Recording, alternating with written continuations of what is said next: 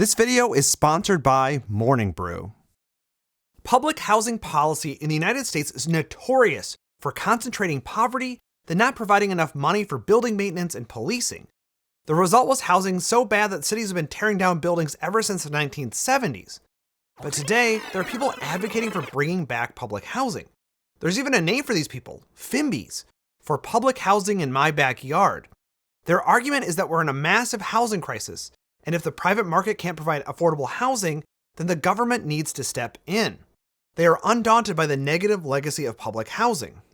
Does public housing have a place in US housing policy? Well, that depends on whether you think we're doomed to repeat the mistakes of the past or ready to learn from them. Or whether you think the private market can provide enough affordable housing, or if places like Singapore provide a model of housing policy success. Where do you fall? Let's find out after the bike bell. Let's be clear, despite all of the public housing demolitions, the United States still has almost 1 million public housing units with 1.8 million residents. New York City's public housing has over 400,000 residents alone.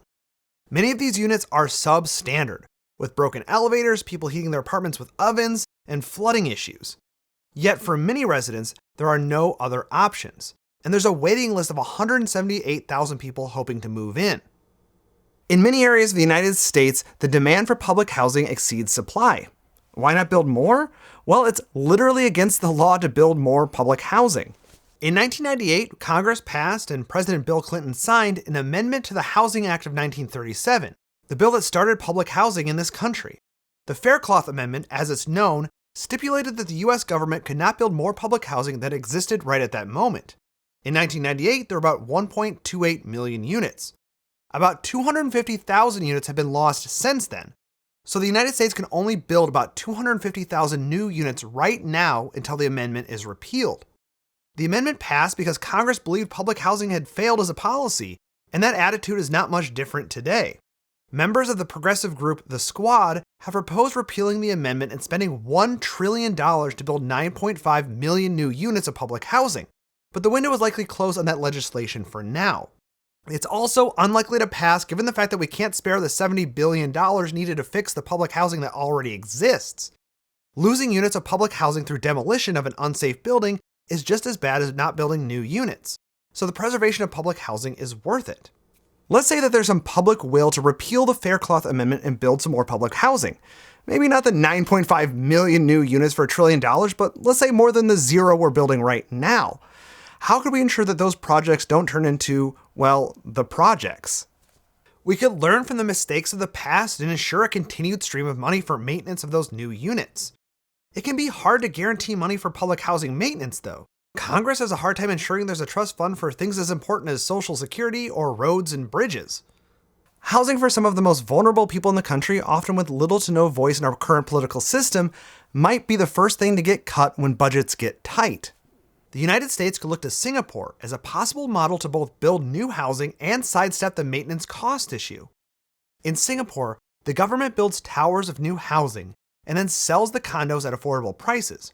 The buyers aren't actually buying the unit, but instead a 99-year lease that is effectively home ownership.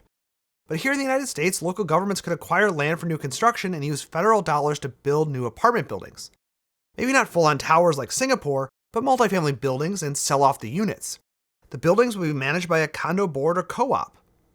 If you're interested in this idea, you can read Noah Smith's full proposal. I left a link to it down in the description. And this proposal is interesting because it addresses a couple of key challenges. First of all, there's a housing supply shortage in the United States. We have not built new housing at the same rate that we're growing as a country. And some of the most dire housing need is in places that would otherwise be growing quite quickly, coastal metropolises with strong economies. If the federal government built new housing to sell off at affordable prices, it could begin to address this gap. Second, by selling the units instead of renting them, maintenance wouldn't be the federal government's responsibility and subject to the whims of Congress. They will be managed like any condo building. But this isn't a silver bullet solution. Yes, the federal government isn't on the hook for maintenance costs, but somebody is. And in this case, it's the low-income homebuyer. Those maintenance costs may be low initially, but rise over time and could put the unit out of reach of low-income buyers in the future. And this plan doesn't address one major obstacle: NIMBYs. In many coastal cities, not in my backyard residents opposed to neighborhood change could come out in droves to block any new development that threatens community character and their property values. Imagine the pushback if the new development was public housing for low-income households. And unfortunately, NIMBYs in many cities are not just contrarian cranks, but people who hold significant power. The same reason we don't have enough housing built by the private sector would also make it nearly impossible for the public sector to build it. I know that some of you are shouting at your screens right now. Eminent domain. The government can use eminent domain to take properties for public use. And that's true, but eminent domain is also politically radioactive these days. And back in the 1950s, 60s, and 70s, when public housing was getting built, they had and used eminent domain back then.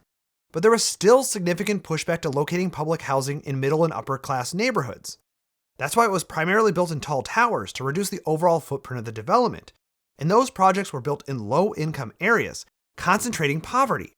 So eminent domain is not the answer either. What's the answer then? I mean, we're in a housing crisis. Certainly the federal government has to do something, and it does, though it doesn't always prioritize low-income households when it does so. The biggest government program supporting housing is the mortgage interest deduction. This allows homeowners to deduct a percentage of the interest paid on their mortgage, reducing their tax burden. In 2017, Americans deducted $60 billion. That's a massive government giveaway to homeowners, a group of people generally richer than renters. In 2017, Congress passed a bill reducing the mortgage interest deduction, which under a different administration could have been the first step towards shifting our national priorities towards helping low-income people find housing. Americans only deducted $25 billion in 2018, but the cuts came more from low and moderate income homeowners, while wealthier homeowners could still take a deduction. American housing policy favors wealthier homeowners, but there are some smaller rental housing programs that help low-income families and can make a bigger impact if they were expanded. The Federal Housing Choice Voucher Program, formerly called Section 8 vouchers, is such a program. It provides rental assistance to low-income families so they can afford to rent housing in the private market. The primary issue with vouchers is that there's not enough of them. Only 1 in 4 eligible households receives assistance. Adding federal dollars to this program would have an immediate impact on many low-income families, whereas building more public housing would be a long-term affair. But there is a problem with vouchers too. In places where housing is scarce for voucher holders as well. And they also face housing discrimination from landlords. One study found that only 48% of households that received a voucher could use them. This then could be seen as an argument for public housing. If government is the landlord, discrimination isn't an issue. And if the government is building more housing, scarcity is less of an issue too. Does public housing have a place in US housing policy? Well, at least I think so. I mean, there are 1 million units of public housing out there right now serving the public. And I think that the role could be expanded too. I have positive feelings about public housing because up until about 2 years ago, I lived in public housing and it was great. My townhouse was owned by the Capital Area Development Authority, a California state agency responsible for managing state-owned land in Sacramento. The agency acquired a ton of land around the Capitol in the 1970s for state offices, but quickly realized it had too much land for that purpose. So it built over 700 units of public housing, with a quarter affordable to low and very low-income households. I lived in a market rate unit, but CADA kept the rent at the extremely low end of market rate. The agency was a great landlord too, and the units were in great shape. You'll hear the argument that government shouldn't be in the business of real estate development and being a landlord, but if an agency like CADA was created specifically for that purpose, then maybe it could work. If you couldn't tell by now, federal housing policy is extremely complicated. I've only scratched the surface of federal housing programs out there, but a common theme emerges pretty quickly. No program is adequately funded to serve the growing need. Now, public housing may not be the most efficient use of dollars, and it may be a long-term solution, but if it increases the overall federal spending on housing, it could be worth it. If you're the kind of person who likes thinking about complicated housing policy, you're going to love Morning Brew, a free daily newsletter delivered to your inbox every day of the week. Morning Brew keeps you up to speed on all the news and current events on topics like business, finance, and tech, and does so in a witty and informative way, and it only takes about 5 minutes to read. I've been subscribed for a while now, and it's a must-read every morning. I really do love it.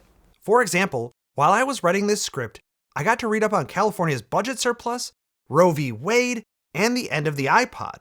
Morning Brew basically gives you all the information you need to not sound stupid when somebody comes up to you and says, "So, how about that crypto crash, huh?"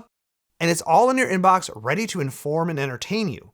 Since you watch this channel, I know you like getting smarter about the world around you.